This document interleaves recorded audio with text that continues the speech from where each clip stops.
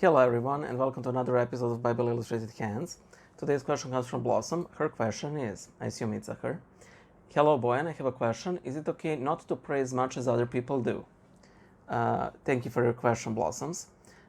Your question has a number of facets and I do hope that I managed to cover them all. The first one is, how do we even know how much other people pray? Of course, we may use like a stopwatch to measure the amount of time somebody else is praying, but we are commanded by Christ not to brag about how much we pray. And if somebody says truthfully that they're praying 24 hours a day, well, I would question the usefulness of such a prayer before God.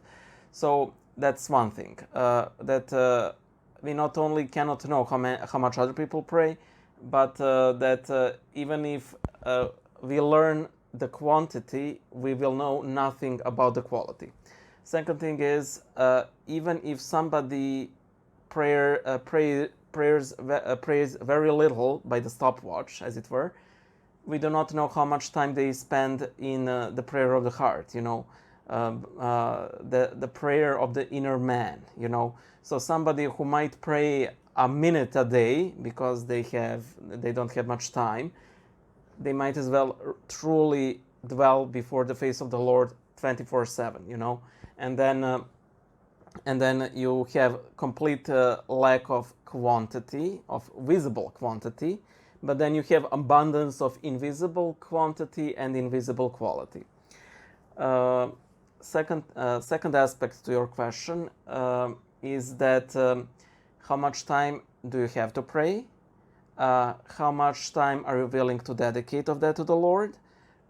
And what your spiritual father has told you to do. Of course, what your spiritual father has told you to do needs to take precedence. Why? Because he knows your position in your life, what is your role, whether you're married, single, do you want to become a monastic, what are your working hours, what obligations outside of your work you have, and so on.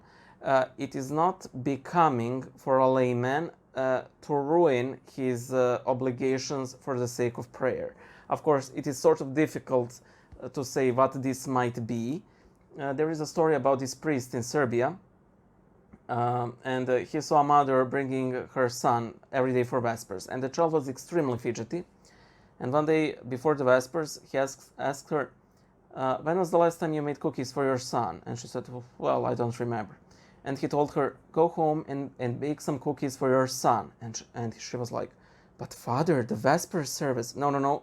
Go straight away home and make something sweet for your son.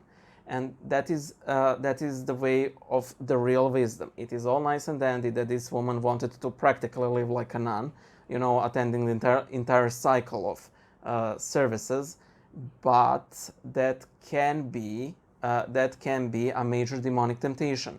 And that is why it is important to have a spiritual father, because one of the common ways demons tempt us is by tempting us from the right. That is, by overloading us with too much good things, and either we break under their weight. For example, I decided I will pray 2 hours every morning, and in the end, I might do it once, I might do it twice, and then I ditch prayer completely.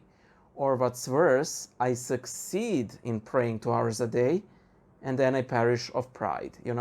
That is why the spiritual father needs to know these sorts of things, what you plan to do, and then ask for his blessing. Of course, if you have some difficult job, weird working hours, if you're a parent or a caregiver or what have you, what I mentioned before, your prayer of the heart can be constant.